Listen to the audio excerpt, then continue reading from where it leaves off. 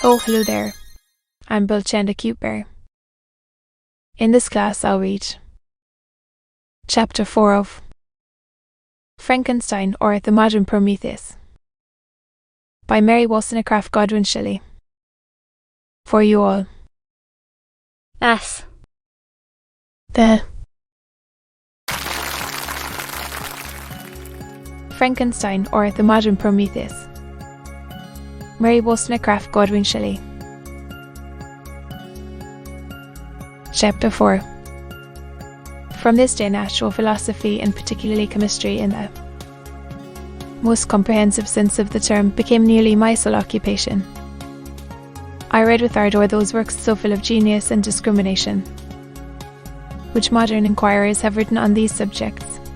I attended the lectures and cultivated the acquaintance of the men of science of the university, and I found even in Crimp a great deal of sound sense and real information combined, it is true, with the repulsive physiognomy and manners, but not on that account the less valuable.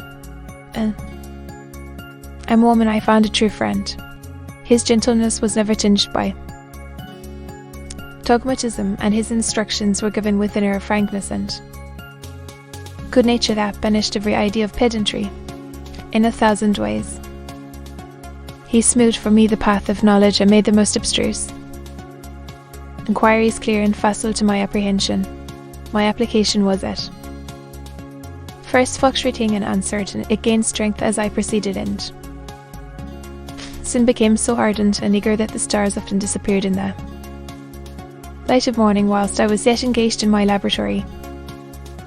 As I applied so closely, it may be easily conceived that my progress was rapid. My ardour was indeed the astonishment of the students, and my proficiency that of the masters. Professor Cramp often asked me, with a sly smile, how Cornelius Agrippa went on, whilst a Moleman expressed the most heartfelt exultation in my progress. 2 years passed in this manner, during which I paid no visit to Geneva, but was engaged heart and soul in the pursuit of some discoveries which I hoped to make. Men but those who have experienced them can conceive of the enticements of science. In other studies you go as far as others have gone before you, and there is nothing more to know, but in a scientific pursuit there is continual food for discovery and wonder. A mind of moderate capacity which closely pursues one study must infallibly arrive at great proficiency in that study, and I too continually sought the attainment of one objective pursuit, and was slowly wrapped up in this, improved so rapidly that at the end of 2 years I made some discoveries in the improvement of some chemical instruments which procured me great esteem and admiration at the university.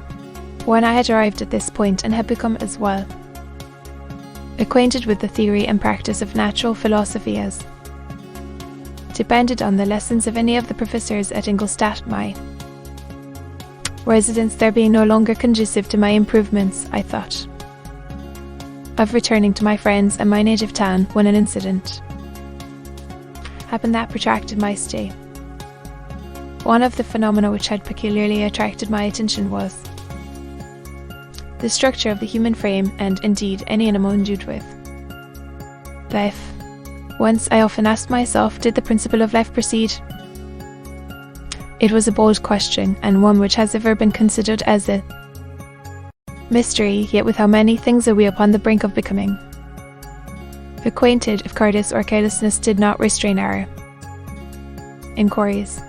I revolved these circumstances in my mind and determined thenceforth to apply myself more particularly to those branches of natural philosophy which relate to physiology. Unless I had been animated by an almost supernatural enthusiasm, my application to this study would have been irksome and almost intolerable. To examine the causes of life, we must first have recourse to death. I became acquainted with the science of anatomy, but this was not sufficient. I must also observe the natural decay and corruption of the human body. In my education, my father had taken the greatest precautions that my Mine should be impressed with no supernatural horrors. I do not ever remember to have trembled at the tale of superstition or to have feared the apparition of a spirit. Darkness had no effect upon my fancy, and a churchyard was to me merely the receptacle of bodies deprived of life, which, from being the seat of beauty and strength, had become food for the worm. Now I was led to examine the cause and progress of this decay, and forced to spend days and nights in vaults and charnel houses. My attention was fixed upon every object the most insupportable to the delicacy of the human feelings. I saw how the fine form of man was degraded and wasted. I beheld the corruption of death succeed to the blooming cheek of life. I saw how the worm inherited the wonders of the eye and brain. I paused, examining and analysing all the minutiae of causation as exemplified in the change from life to death and death to life, until from the midst of this darkness a sudden light broke in upon me, a light so brilliant and wondrous, yet so simple, that while I became dizzy with the immensity of the prospect which it illustrated, I was surprised that among so many men of genius who had directed their inquiries towards the same science, that I alone should be reserved to discover so astonishing a secret. Remember, I am not recording the vision of a madman. The sun does not more certainly shine in the heavens than that which I now affirm is true. Some miracle might have produced it, yet the stages of the discovery were distinct and probable. After days and nights of incredible labour and fatigue, I succeeded in discovering the cause of generation and life. Nay, more, I became myself capable of bestowing animation upon lifeless matter. The astonishment which I had at first experienced on this discovery soon gave place to delight and rapture. After so much time spent in painful labour, to arrive at once at the summit of my desires was the most gratifying consummation of my toils. But this discovery was so great and overwhelming that all the steps by which I had been progressively led to it were obliterated, and I beheld only the result. What had been the study and desire of the wisest men since the creation of the world was now within my grasp.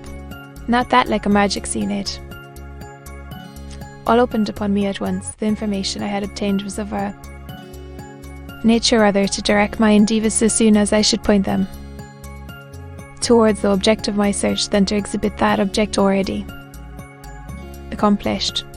I was like the Arabian who had been buried with the dead, and found a passage to life, aided only by one glimmering and seemingly ineffectual light.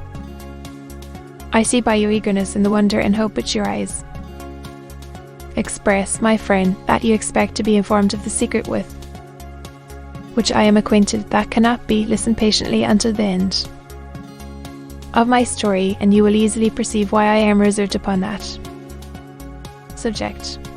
I will not lead you on, unguarded and ardent as I then was, to your destruction and infallible misery. Learn from me, if not by my precepts, at least by my example, how dangerous is the acquirement of knowledge, and how much happier that man is who believes his native town to be the world, than he who aspires to become greater than his nature will allow. When I found so astonishing a power placed within my hands, I hesitated a long time concerning the manner in which I should employ it. Although I possessed the capacity of bestowing animation, yet to prepare a frame for the reception of it, with all its intricacies of fibres, muscles, and veins, still remained a work of inconceivable difficulty and labour. I doubted at first whether I should attempt the creation of a being like myself, or one of simpler organisation, but my imagination was too much exalted by my first success to permit me to doubt of my ability to give life to an animal as complex and wonderful as man. The materials at present within my command hardly appeared adequate to so arduous an undertaking, but I doubted not that I should ultimately succeed. I prepared myself for a multitude of reverses. My operations might be insistently baffled, and at last my work be imperfect, yet when I considered the improvement which every day takes place in science and mechanics, I was encouraged to hope my present attempts would at least lay the foundations of future success. Though, could I consider the magnitude and complexity of my plan as any argument of its impracticability, it was with these feelings that I began the creation of a human being, as the minuteness of the parts formed a great hindrance to my speed. I resolved, contrary to my first intention, to make the being of a gigantic stature, that is to say, about 8 feet in height and proportionably large. After having formed this determination, and having spent some months in successfully collecting and arranging my materials, I began.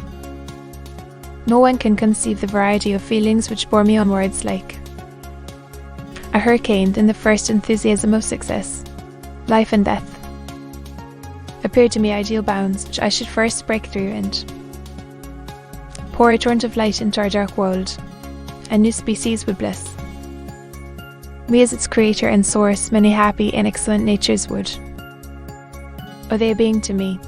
No father could claim the gratitude of his child so completely as I should deserve theirs. Pursuing these reflections, I thought that if I could bestow animation upon lifeless matter, I might in process of time, although I now found it impossible, were new life where death had apparently devoted the body to corruption.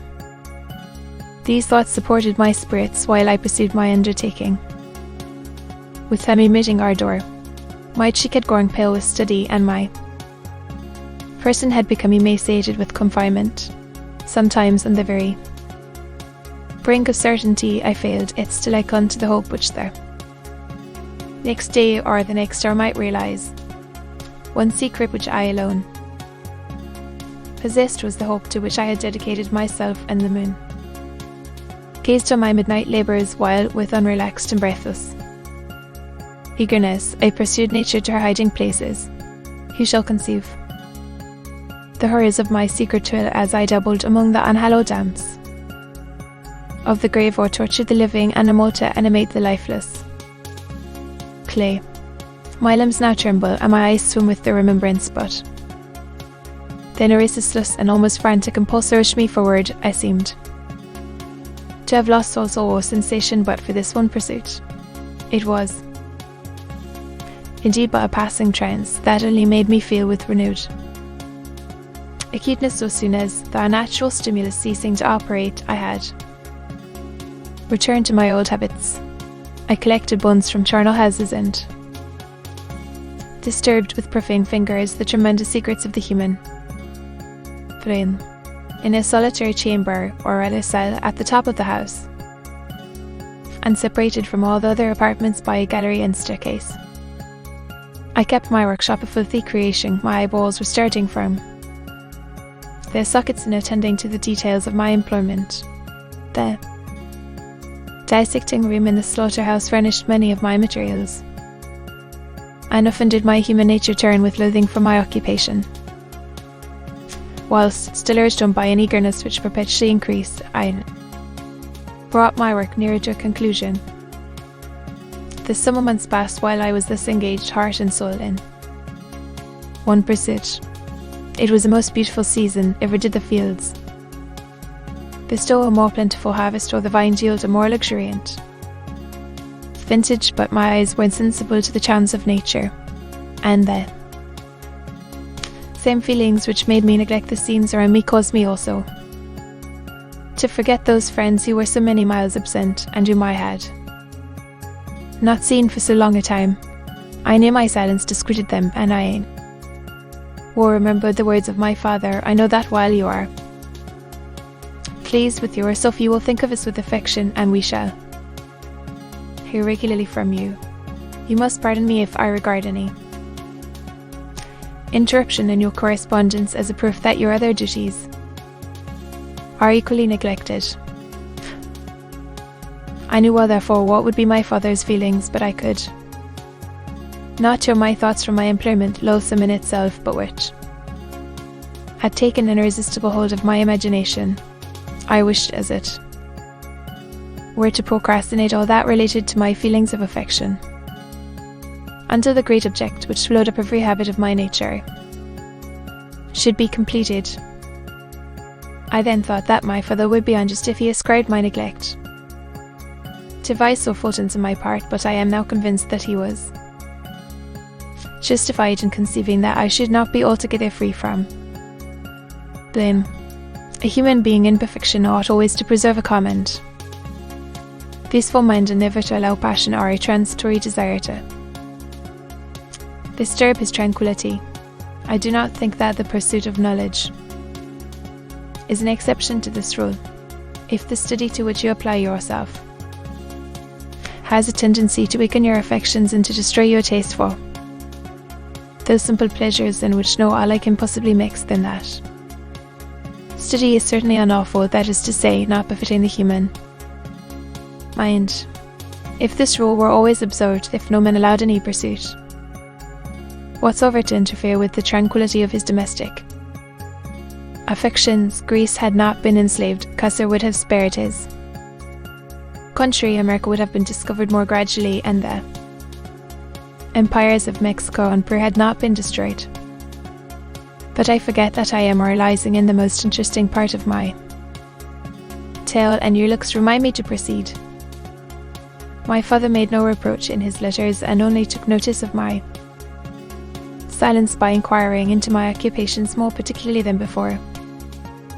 Winter, spring, and summer passed away during my labours, but I did not watch the blossom or the expanding leaves, sights which before always yielded me supreme delight. So deeply was I engrossed in my occupation. The leaves of that year had withered before my work drew near to a close, and now every day showed me more plainly how well I had succeeded. But my enthusiasm was checked by my anxiety, and I appeared rather like one doomed by slavery to toil in the mines or any other unwholesome trade than an artist occupied by his favourite employment. Every night I was oppressed by a slow fever, and I became nervous to a most painful degree. The fall of a leaf startled me, and I my fellow creatures as if I had been guilty of a crime. Sometimes I grew alarmed at the wreck I perceived that I had become. The energy of my purpose alone sustained me. My labours would soon end, and I believed that exercise and amusement would then drive away incipient disease, and I promised myself both of these when my creation should be complete, to be continued.